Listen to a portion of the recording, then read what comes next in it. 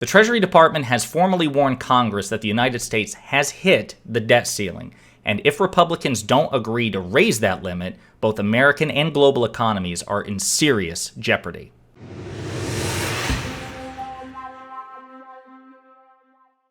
So I know we've talked about the debt ceiling once or twice or a dozen times on this channel, and you're probably sick and tired of it, but just heads up, we're going to talk about it, I'm sure, again and again and again for the rest of our lives, and our children and grandchildren will be talking about it long after.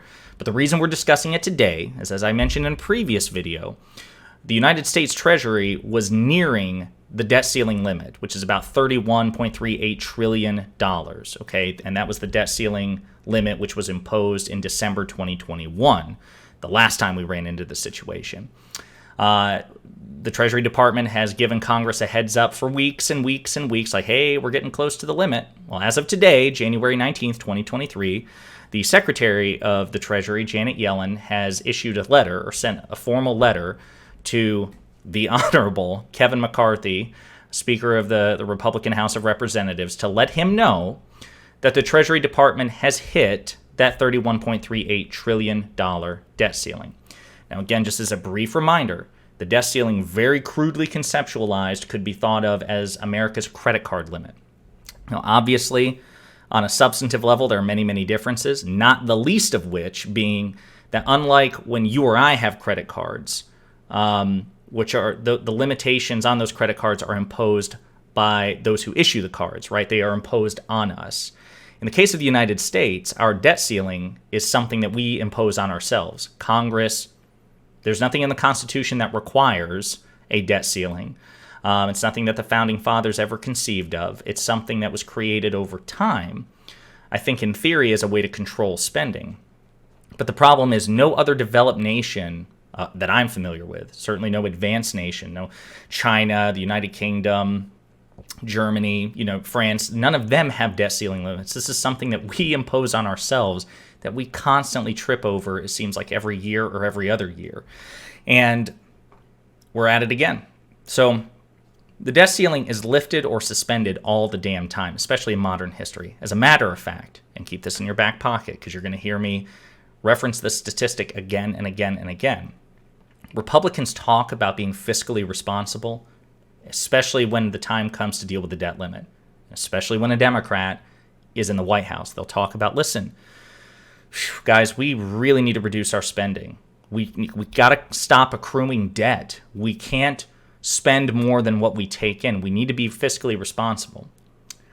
And yet the debt ceiling has been raised nearly twice as many times under Republican administrations as it has under Democratic administrations. 49 times or 50 times under Republican administrations and about 29 times under Democratic administrations. So Democrats are less likely to have to raise the debt ceiling compared to Republicans. So just keep that in mind.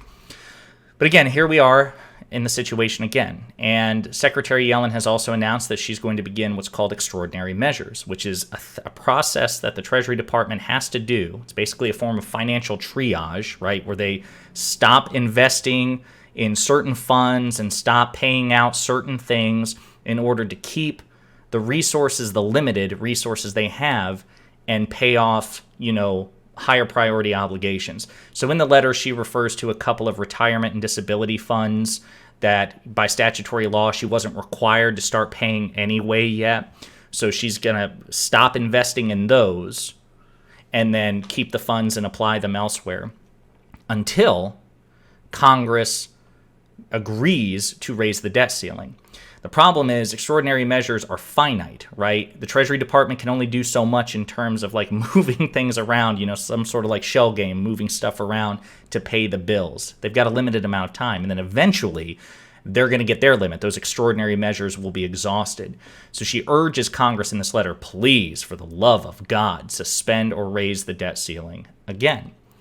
And so it's definitely, it's started the clock. I mean, technically the clock started already, but it really puts emphasis on a need for urgency now. And as far as I know, like Moody's Analytics and other places, they have not done a breakdown of what specifically a default, which is what happens when the United States can no longer pay its bills. So when these extraordinary measures are exhausted, if the debt ceiling isn't raised or suspended, and then extraordinary measures are exhausted, and then the United States can't pay its bills, we will have defaulted. But I do have my notes from 2021 when this was covered, because we were in danger of this in 2021. And Moody's did a breakdown back in 2021. And from my notes, I have that they projected nearly 6 million jobs would be lost in the United States if we defaulted. Unemployment would raise back up to 9%. Right now it's at like 3.5. Stock prices could drop by about a third, 33%. $15 trillion in household wealth would be lost, because this is also really important. You'll hear claims that, the United States, all its money, we owe it to foreign creditors. It's not true. The biggest chunk of the federal debt, of the national debt, is the Treasury Department borrowing from domestic creditors, from you and I. So we're the primary source of the American credit. $15 trillion in household wealth would be lost. U.S. troops and service people would be unpaid, so would federal workers. And then they would face, again, devastating choices, the Treasury Department, in terms of cutting Social Security checks or refusing to honor commitments to international creditors. And because the United States is the single biggest and most influential economy, the ripple effects on the rest of the world would be catastrophic. But that's the danger we're in.